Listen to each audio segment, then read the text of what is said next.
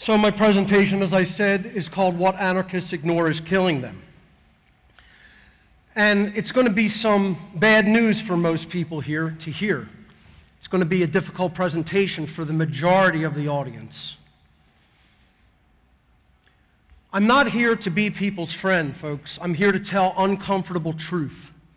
I will not pander to a childish, politically correct dynamic. I'm going to speak harsh reality to people. Truth remains the truth regardless of how it is delivered or communicated to the ignorant. Those who insist upon being baby-fed truth with soft and pleasant tones are under socially engineered mind control.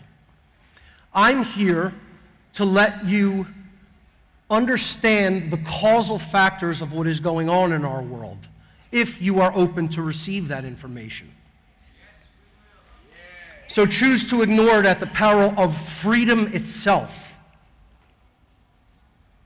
This is the actual condition of the vast majority of what people today call the anarchist movement.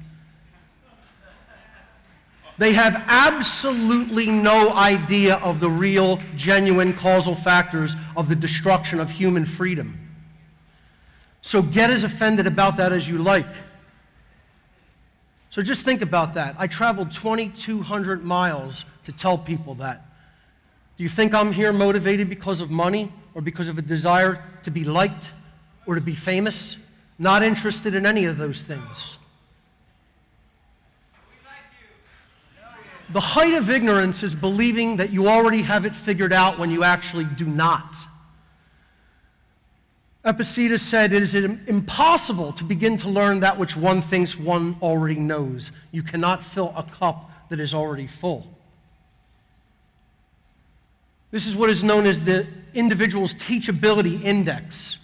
An individual's teachability index, or their ability to learn by way of being taught by someone else, is extremely dependent upon the open-mindedness or closed-mindedness of the individual being taught.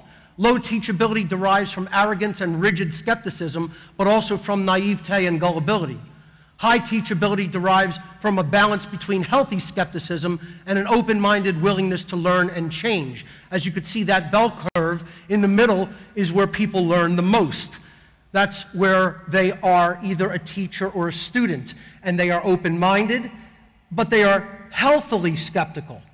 Now, here's where, through extensive research and interaction with the general anarchist community, I find them to fall within the teachability bell curve, right about there, in the too cynical or too skeptical range. And that's why many of them don't get it. We're going to talk about the factors in their mindset that put them in that region of the teachability bell curve. This is the thesis for my entire presentation here today. Today's anarchist movement, so-called, cannot achieve its goal of a state of human freedom while remaining in its current aggregate mindset. The vast majority of today's so-called anarchists still do not recognize or understand the underlying causal factors for the human condition of slavery. Most modern anarchists pay lip service to freedom without ever becoming aware of the true natural governing dynamics which actually determine the level of freedom which human society will experience. They see the problems we face only from the level of the symptoms, in other words, the 3D realm, but they lack the required knowledge to accurately identify the true causes of those problems, which invariably lie in the aggregate consciousness of the human population. It's like a child who keeps touching the hot stove over and over again, but doesn't recognize the connection between them being burned and touching the hot stove. These next two slides are all about the actual problems within the anarchist movement. Most anarchists think the major problems which humanity faces are political or financial problems instead of spiritual problems rooted in consciousness.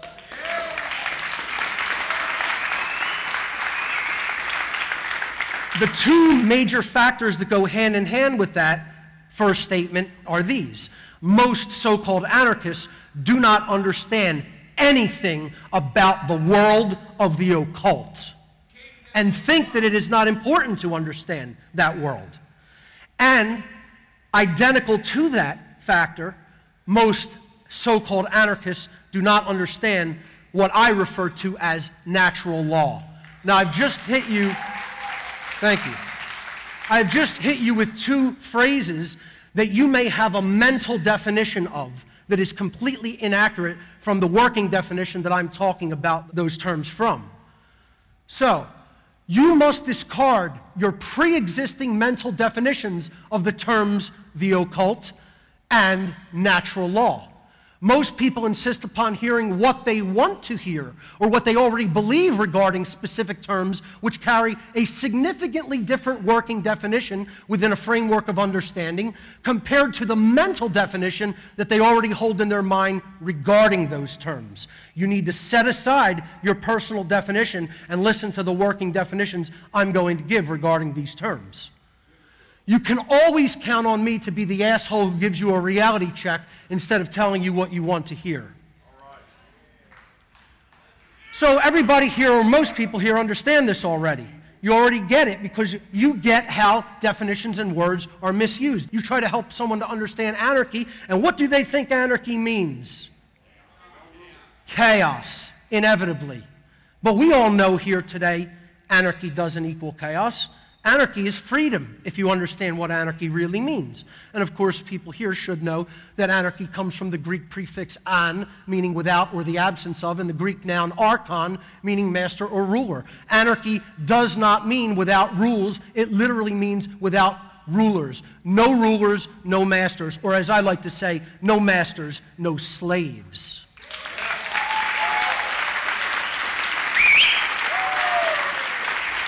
The working definition of occultism, as we will progress through this presentation, is this. The word occult is derived from the Latin occultus, meaning hidden. Occultism is the study of the hidden laws of nature, specifically those laws which are at work in the invisible, mental, spiritual domain, far more than those at work in the visible, physical world. Therefore, occultism involves the acceptance of a much wider worldview than that which is ordinarily taken by the everyday person. Occultists, then, may be defined as those who study all the laws of nature, both those that are readily seen and those which are much more difficult to see with the physical eyes or measuring instruments alone.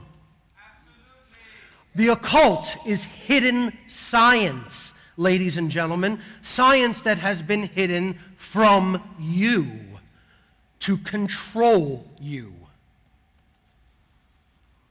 Why is there so much of a resistance to understanding the occult? Here's some psychological reasons.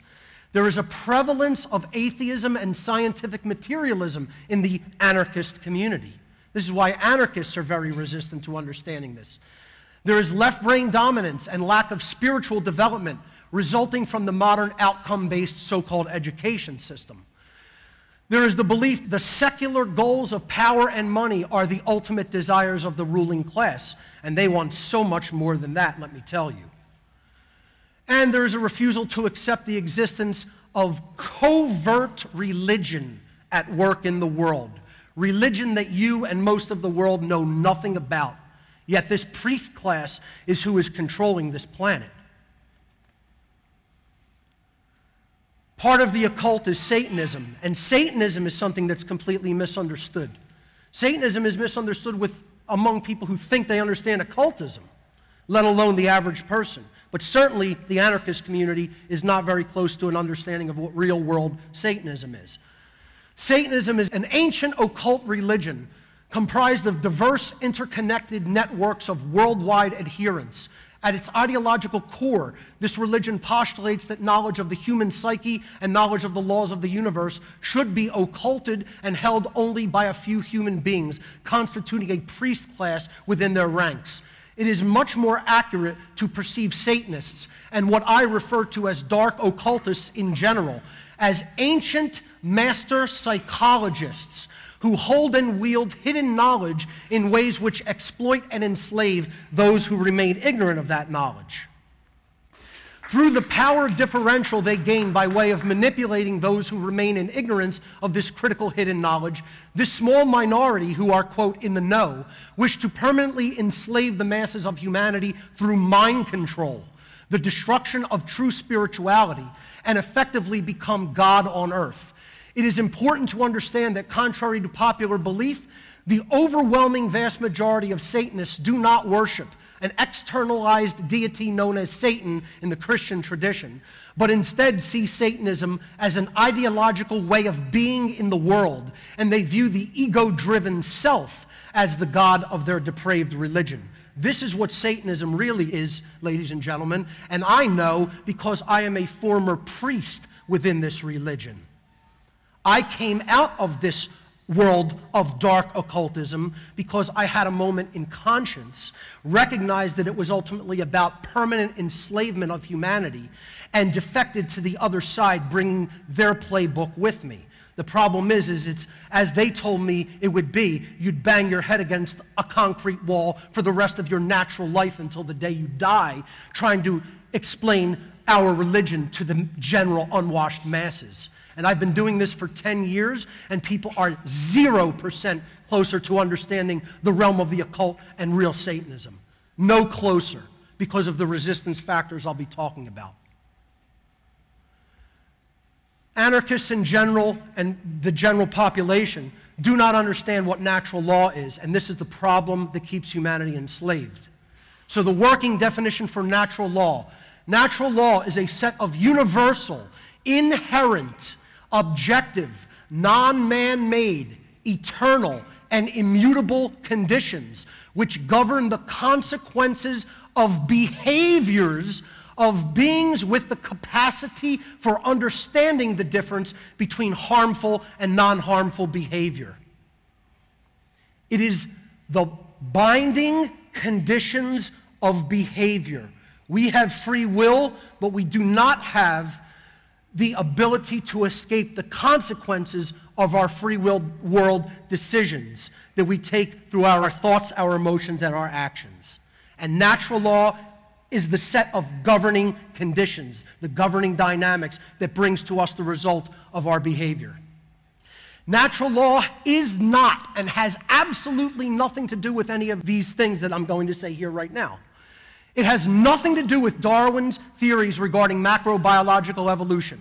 It has nothing to do with the so-called Darwinian survival of the fittest. It has nothing to do with the so-called law of the jungle, and it has nothing to do with the so-called, quote-unquote, natural order. Zero and nothing to do with those things. So if you have the idea that you can learn natural law by observing animals in the wilderness, you have no idea what I'm talking about by natural law. Get these notions out of your mind. Okay? That's not what natural law means, and this is because the word natural has also become obfuscated in our language. People don't even know where the word natural came from etymologically in human history. This is the etymological root of the word natural. The English word natural is etymologically derived from the ancient Egyptian word NTR, transliterated NTR in English, symbolized by this flag hieroglyph. It meant God. NTR in ancient Egyptian meant God. It was symbolized hieroglyphically as a simple stylized flag on a pole, which represented a force which was known to exist through its observable effects, but difficult or impossible to see with the eye. In other words, occulted or hidden from view. NTR was actually pronounced nature. Almost identical, extremely close to the English pronunciation of nature, almost as if a southerner from the United States was pronouncing it. Let's go out nature, okay? The word natural, when we tack on the suffix al from many different root languages, meaning of, having to do with, related to, or from, the word natural clearly means etymologically of, from, having to do with, or relating to God. That is what the word natural means. That is all it ever has meant. When people think about that it means somehow animals behave, the Darwinian so-called theory of evolution, that is not what the word natural means, certainly not as I'm applying it in my work. We need to get that definition out of your head, and you need to get this working definition into your head. Natural law has been known in many different times and traditions by many different names. It has also been called moral law, cosmic law, universal law, causality, or the law of cause and effect, consequentialism, or the laws of consequence, the law of karma, God's law, creation's law, conscience, or probably my favorite, common sense, which is what sadly has disappeared from this world. For people to really understand the depth of what natural law is, I highly recommend my 8.5 to 9 hour presentation called Natural Law, the Real Law of Attraction and How to Apply It in Your Life. You could find this seminar online for free at my website, whatonearthishappening.com. Please watch it in its entirety. You will greatly benefit from it. Very brief review of natural law. It is all about correct understanding of objective morality. This is what natural law is. It is understanding the difference between right behavior and wrong behavior. Right behavior is that behavior which is correct. It is based in truth. It is moral, because actions which are in harmony with natural law do not result in harm to other sentient beings. This is the definition of the very term right as applied to behavior. Most people, most anarchists cannot give the definition of a right, unfortunately, the correct definition, which is an action that does not cause harm to other sentient beings. That is the definition of a right. And that's why we are losing our rights, because people cannot even define what a right is.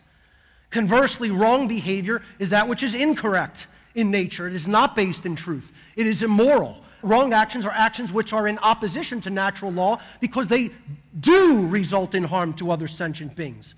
And yes, the breakdown is quite simple.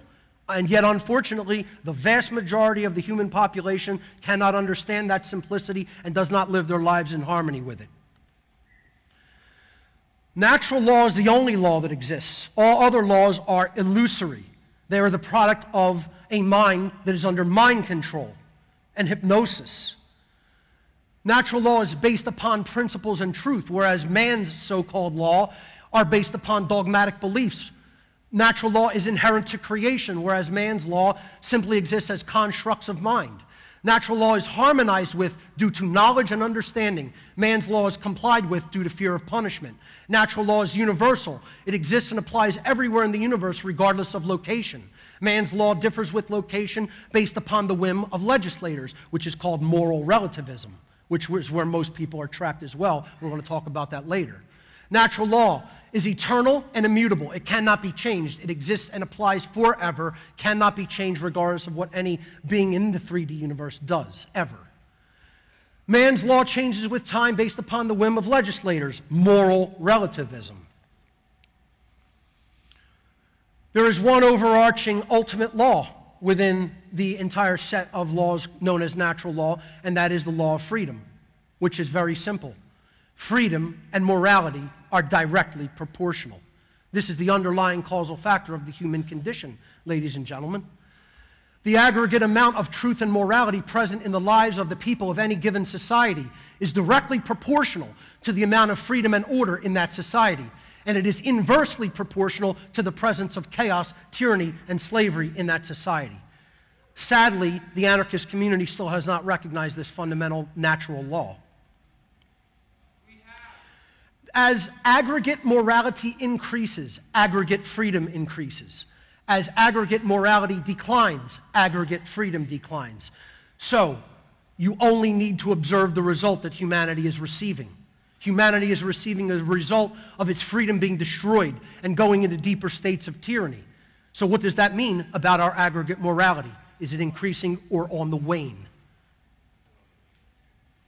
That's the key to creation's laws right there, ladies and gentlemen. I'm giving you the absolute deepest knowledge of the occult. This is the secret of all secret societies that they do not want you to understand. Moral relativism.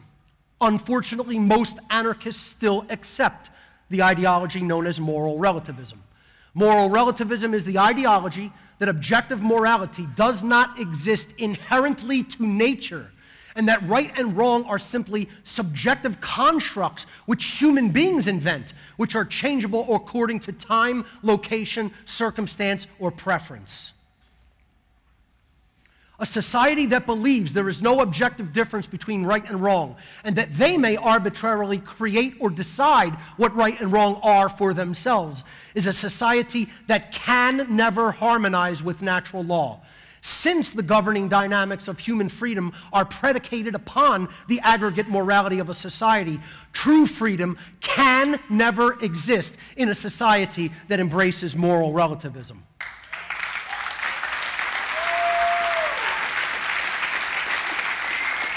And I'm just going to share with you some social experiments that I've conducted upon hundreds of people and show you a few brief results here in these next couple slides. We asked many people in the social experiments I've done, are right and wrong objective or inherent to creation, or are they subjective or relative to human opinion? Now, watch the similarity of these next few pie charts, ladies and gentlemen, and you'll see where I'm going with this. 67%, 2/3 of the human population, because we took a pretty decent size set for these results of a varied, wide variety of types of people, and over 2/3 of them think that morality, that right and wrong are subjective and are relative. The 2/3 of the human population are moral relativists. And I'm telling you, the people we were talking to were probably of above average intelligence and above average conscience. And those are the numbers. We are far away from building a world rooted in real freedom. We asked them, is authority real and legitimate? 60% versus 40% said, yes, authority is absolutely real. And again, I'm going to say, because of the people who were even conducting this and who they knew, these are probably skewed numbers toward the positive, not toward the negative. It's probably much worse than this. Are people obligated to obey victimless so-called crime laws where there is no victim, no harm against another being? 63%, almost 2/3 of human beings say yes, the government has a right to punish you because you broke their arbitrary rule of right and wrong versus actually harmed another being. This is the mind control our society is under. Is government necessary to prevent chaos? Again, almost 2/3 of people, 2 out of 3 minimum. And again, I think these are highly positively skewed results. Said yes, we need government to protect us from an outbreak of chaos. And I would say that the numbers for how many people are absolute moral relativists are probably much higher than this, and so these other numbers are actually much higher in the negative realm. Here's another problem that most anarchists are trapped in. They subscribe to atheism and quote-unquote scientific materialism, the very same ideologies which have driven and still drive Marxism, socialism, and communism, the most hardcore totalitarian ideologies on the face of the earth. And yet the people who say they want real freedom don't want to understand the inherent laws of creation. They want to believe in their version of reality based in atheism and scientific materialism where there is no natural law, and think they're going to develop freedom on the other side of that mental belief system. Good luck with that. There's a psychological schism in the brain that keeps most people away from truth. These are different forms of dialectics I'm going to be talking about. This is what mind control is rooted in. When you have chronic left brain dominance, the left hemisphere of the brain is the logical word processing part of the brain. When you have chronic left brain dominance, meaning most people who go into the purely logical centers of the brain and they don't have a holistic, a creative, and a nurturing side to their personality and their mentality, they go into chronic left brain imbalance. The symptoms of this are rigid skepticism, scientism, as I like to call it, because it's not real science. It's science as an arbiter of truth, and whatever they say is reality. Atheism, solipsism, the idea that there is no such thing as truth. Some people who go too far into left brain dynamics are solipsists. They get into moral relativism and believe there's no such thing as objective right and wrong. Social Darwinism, eugenics, and authoritarianism are also hallmarks of this imbalanced brain. Chronic right brain dominance is when people go off into woo-woo land and aren't rooted in the real world. They're too overly seeing the world through rose-colored glasses and are very right-brained. And hallmarks of this condition are naivete, blind belief, religious extremism. Also, solipsism encroaches into that worldview. Feelings of unworthiness and self-loathing, becoming an order follower or a willing slave, thinking I am the victim and there's nothing that I could do about it. You have the dominator or the abuser on this side, and then you have the victim mentality on the other side. It's a dialectic that human beings are kept in to keep them enslaved. There's also a worldview schism within the ranks of most anarchists, okay? They take on a view of either randomness or determinism. The randomness worldview is that the universe is a grand cosmic accident, that there is no creator, there is no underlying intelligence in nature. Again, if you're not comfortable with the word God, I could care less. I'm talking about God in the sense of law in the sense of there is an underlying dynamic that led to the creation of the laws that are at work in the universe. You're not comfortable with the word God? Use the term the underlying intelligence in nature or in creation. I don't care. I'm not here to tell you what God is. I'm here to explain that the laws of creation have observable effects. And if we don't learn those effects and thus learn those laws, we're going into deeper bondage. Left-brain worldview. The left-brain worldview also puts people in the belief that there's no such thing as the spiritual, the moral, or natural law, that existence has no purpose other than to continue to exist. And these are the hallmarks of scientism, atheism, and totalitarianism. On the other side, the right-brain imbalance, you have a deterministic worldview often, the nothing I can do worldview. I can do nothing to create change. God controls every event in creation in this worldview, so all occurrences are preordained. Free will is an illusion and does not exist. And since God controls everything, change is impossible.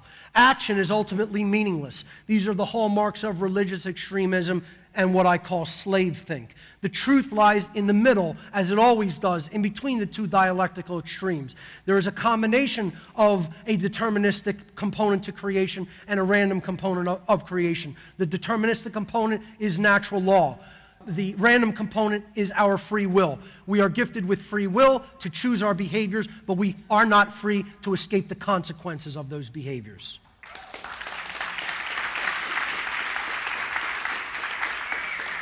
So a lot of anarchists are stuck in the war in this dialectical worldview between atheism and religionism, and too many of them are choosing the side of the dialectic known as atheism, as far as I'm concerned.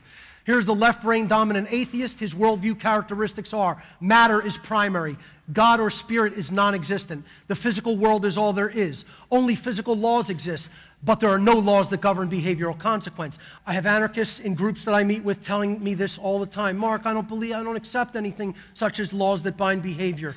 I only accept the physical laws. Well, good luck with that. You live your life according to that and see where it gets you. Okay? I'll continue to understand natural law and that my behaviors are governed by laws of consequence, whether I accept that, understand it, know it or not, whether you accept it or understand it or know it or not. Our behaviors are governed by natural consequences built into the fabric of creation's laws. Another hallmark of this worldview is science, so-called science, is the arbiter of truth, and consciousness is either purely mechanical, just existing as electrical impulses in the brain, or is meaningless altogether. I've also had hundreds of so-called anarchists come up and tell me that. You use the word consciousness, and that's a meaningless term to me. I can't understand how anybody could expect to arrive at the truth of what is creating the human condition with that kind of worldview. The right-brain dominant religionist, this is the other side of the dialectic. And this is what drives people into the left-brain side of the dialectic toward atheism, especially in the anarchist community, because the religionists have just as absurd of a worldview. I'm not talking about religion here, folks. Religion is the problem with the world. I want to see all religion destroyed, okay? Especially the religions of government, the belief in authority. Those are religions too, okay? We have to stop calling them politics and understand that those are religions. But the religionist worldview in this right-brain dominance is spirit is primary. God or spirit is all-powerful. The physical world is evil or should be ascetically shunned. God demands strict human obedience to his arbitrary and often conflicting rule set, and goals in the physical world should not be focused upon. Rather, we should focus on the promised afterlife with God. These are the hallmarks of the religionist mindset. Now, both of those are dialectical extremes, and the truth is never going to be found in a totally contrived and orchestrated dialectic. That dialectic exists only to keep people away from the truth, which is often the balancing point between those two worldviews, but does not subscribe to either one of them. And what the people who really understood natural law throughout human history and tried to teach it in general, were simple deists. I call this the center path of simple deism, okay? It is not a religion or a belief that God is this or that or wants this or that, and explaining God as he wants or he, she, or it wants arbitrary rules followed, okay? It's creation put into effect according to law, and then there are consequences to those laws, just like there are physical consequences. You walk off the edge of a cliff, you fall. You drop a heavy weight, it falls to the center of gravity toward the earth. Okay? Physical laws work like that, and non-physical or spiritual laws work the same way. You put an action into effect in the world, and then there is an effect you experience. There's a cause and effect relationship. Simple deism is the balanced worldview that far too often goes completely ignored in the dialectical war between atheism and religion. This worldview is that there is no separation between creator and creation. They are one and the same. Neither world takes precedence, the physical or the spiritual. They are one and the same. Evidence of the creator may be scientifically discovered and known through the observable effects of universal law. We understand the law by how it generates an effect when we take action. Neither the physical nor spiritual domains take precedence over the other. In essence, they are one and the same. The universe is a place of learning and spiritual growth built upon law for the benefit of all. And natural law behavioral consequences are in place for our maximum evolutionary progress. They are not here to punish us or to control us. They are here to help us evolve and progress in consciousness. Deism. Both simple deism. Now again, there are other flavors and variants of deism that I'm not subscribing to or promoting. Simple deism and natural law were put forward in the Declaration of Independence. When in the course of human events it becomes necessary for one people to dissolve the political bands which have connected them with another and to assume among the powers of the earth the separate and equal station to which the laws of nature and of nature's God entitle them. An entitlement is a birthright that we have as a result of our being born into creation from the universe. A decent respect to the opinions of mankind requires that they should declare the causes which impel them to the separation. We hold these truths to be self-evident, in other words, common sense knowledge, that all men are created equal under universal law. Under natural law, we are equal. We are not all the same in our capabilities and our attributes and characteristics, but we are all equal under natural law. Meaning that as one person has rights, everyone has rights. Rights are the same for all, and rights should not be violated for any.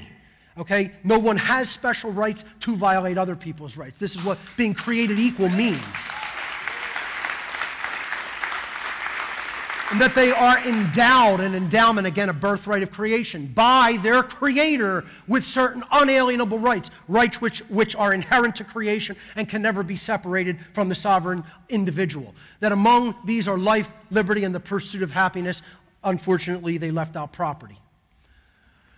Most anarchists, quote unquote, do not understand, accept, or apply the trivium process of truth discovery, or in other words, the real scientific method. Most anarchists have never even heard of the trivium process of truth discovery. Why? Because it was removed from the outcome-based indoctrination system called modern public education. The word trivium is derived from the Latin numeral tres, tria, or three, and the Latin noun via, meaning road, path, or way. It is the threefold path to understanding the truth. In the classical sense, the trivium was called grammar, logic, and rhetoric. These are the three steps or phases of the scientific, methodical process of truth discovery. In the esoteric sense, which is the sense that I teach the trivium from, it is called knowledge, understanding, and wisdom. And in the modern sense, it is looked at as you would in any computing workflow, input, processing, and output. One of the primary reasons most people in modern times cannot think and reason at a logical and philosophical level is due to the removal of the trivium truth discovery process from modern outcome-based so-called education systems. This is how the trivium actually applies in the real natural world, and our reality is built upon the trivium, believe it or not. So we start down here at the bottom, available information, knowledge. Okay? This constitutes all potential forms of data that may be gathered, processed, understood, and acted upon by individuals. So we either have knowledge or we have a lack of knowledge. That's called ignorance. There are decision-making processes that then take place within the individual based on that knowledge. So this is processing of available information, which takes place within the human mind and becomes the life choices of each individual. So this is what we do with the knowledge. We process it in the mind and we come to an understanding of it. Then what do we do with it? We act upon it. So this is the wisdom stage of the trivium. Human behavior. Each individual's behavior is based upon the quality of their decision-making processes, which in turn are based upon the quality of their available information. That is why the occultists of this world must control information that people get to see, hear, read, and think about and discuss. If you control it from any other level, it's not going to do you much good. You have to control it from the base level of knowledge. Hence, hidden laws of nature, hidden science, hidden knowledge. That's the world of the occult.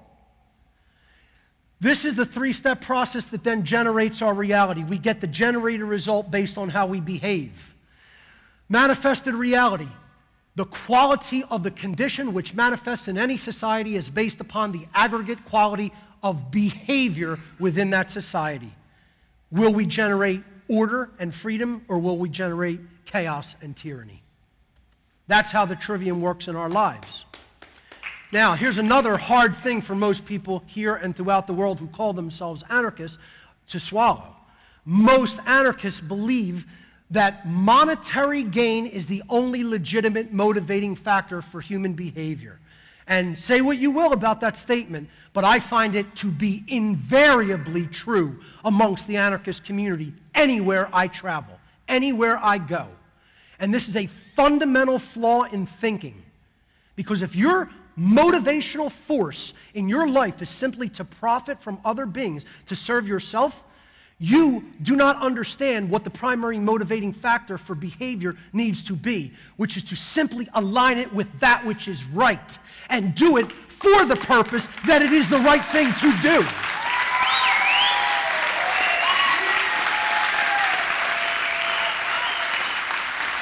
I liken it to soldiers in a trench fighting against a vicious enemy coming at them to take their lives. And one soldier goes to the other soldier and puts his hand out and says, "Fuck you, pay me first." Think about this. We're in a war for our freedom. Payment is required? People think payment, money is the important motivating factor? Our freedom is at stake. Our souls are at stake. It goes far beyond even freedom. If that's going to be the motivating factor for behavior, good luck to what you create on the other side of that. Because most anarchists, unfortunately, their religion is money. I'll go farther than saying that most anarchists' religion is money. It's their God. For most anarchists, money is their God. This is a religion that needs to be broken down just as much as the belief in authority. And it's going to be a lot harder to break down the belief in this religion because it is way more solidly entrenched in the human mind than even the belief in authority is.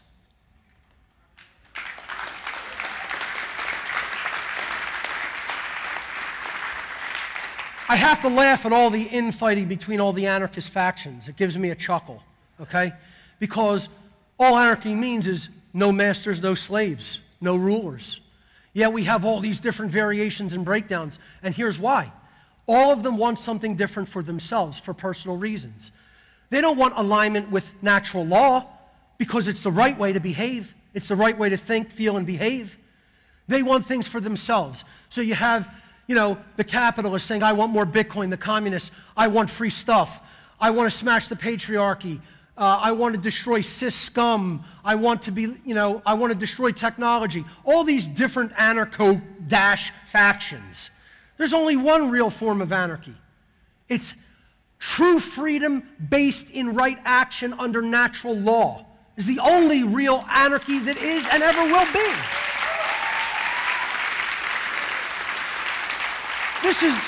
These are all just more dialectics to divide and conquer people. That's all they are, folks. The real great work is understanding the causal dynamics in nature, understanding how right and wrong are objective to creation, are inherent in creation, and we have to align our behavior to them. And this is the great work that I have been trying to do to communicate to people for the last 10 years, my main website, whatonearthishappening.com. See, here's the main thing throughout the world people still haven't come to an understanding of. They always want to treat the effects.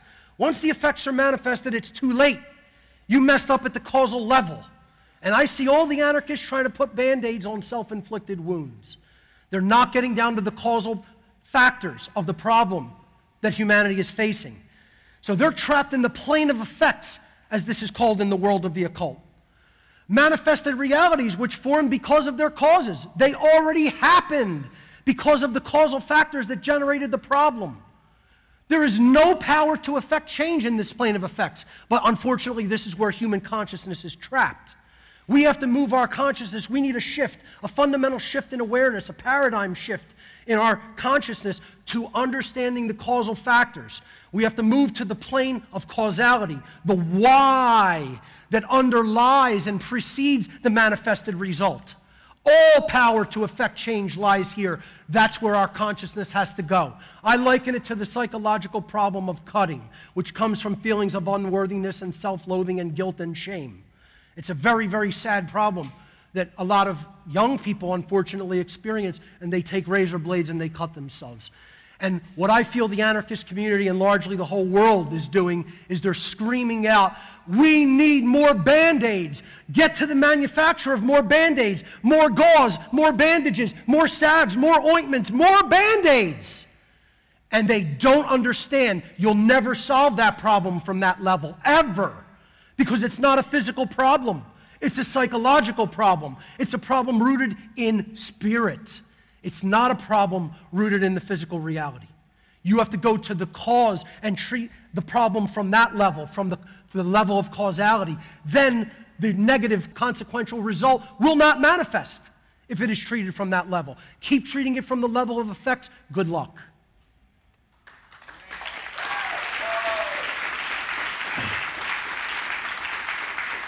See, here's the thing I find within the anarchist community, unfortunately. And again, I want to make a statement here. I'm not talking a blanket statement. Okay? Some of the anarchist community does understand these principles. But I would say the vast majority do not, sadly. So I'm not making a blanket statement. I think you'll notice, throughout the presentation, I use the word most in almost all the slides. Most anarchists do not understand these things. Some, yes, some do. Some understand it with great detail and depth. And I'm very happy to see that. But I'm talking about the vast majority don't have a grasp on these dynamics because they're thinking that you could just want the world to change through the effects level, the plane of effects. And it doesn't work that way. Okay? They want to stay within their rigid worldview and mindset and still have the results that they want on the other side. And reality doesn't work that way, ladies and gentlemen. Unfortunately, many of us wish that it would, but that's not how it really works. See, it's like the politician saying to the throngs of believers who wants change, that they are all too ready to promise them.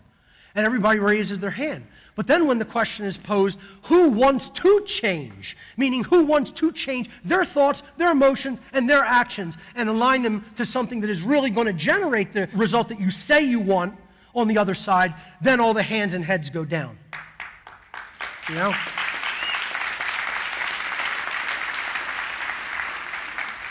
Thinking that you're going to treat this problem from the level of physical effects or money or politics is like watching a movie that you don't like that is already made and playing on a screen and screaming and cursing and banging your fist up against the screen saying, I want this movie to change. Well, it's already filmed, edited, and put out into production and playing through the projector. You are not going to change it at that level. You have to start at the causal level in order to create that change. So this is how I see most anarchists in their behavior. They don't understand the causal factors, yet they're yelling at the top of their lungs that they want to change, that they want to see manifest on the screen of reality. And unfortunately, that is not how the laws of manifestation work in this realm. They do not work that way. The people who are only halfway there are lacking a ton of knowledge. And yet they think they have all the knowledge that they need, and they do not. And I'll tell you something, the occult societies, the dark occult societies throughout this world work 24/7 to make sure information like this does not reach your eyes and ears. Don't help them by refusing to look into it on your own. Buddha once said there are only two mistakes that one can make on the path to truth: not starting and not going all the way. Well, most of us here have most certainly started, but I would say a very small percent have gone all the way to the truth.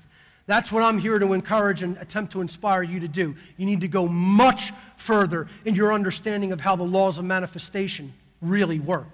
Then you'll go all the way to truth, and then you'll become a very effective agent for positive change in this world. Ladies and gentlemen, what I've done here today is actually give you the keys to all the locks, to all the doors, and the big key to the big cage that we are all in together. Now, what you will do with them is up to you. Thank you so much for your kind attention.